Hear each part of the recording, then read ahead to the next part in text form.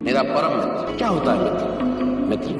मित्र एक ऐसा साथी जो आपके परिवार में तो जन्म नहीं लेता किंतु हमेशा आपके साथ होता है। जैसे आप सब कुछ कह सकते हैं, जो आपको सब कुछ कह सकते हैं। मेरा तो एक ही परम मित्र जेठालाल। तू जो रूठा तो कौन हंसेगा, तू जो छूटा तो कौन रहेगा। खास से भी खास दोस्त हैं, ये फूलों के बुके से नहीं मानते, प्यार भरे मुक्के से मानते हैं। अपना मुझको अब कौन कहेगा। पाकिस्तान में थे तो मैंने भी मन्नत मांगी थी।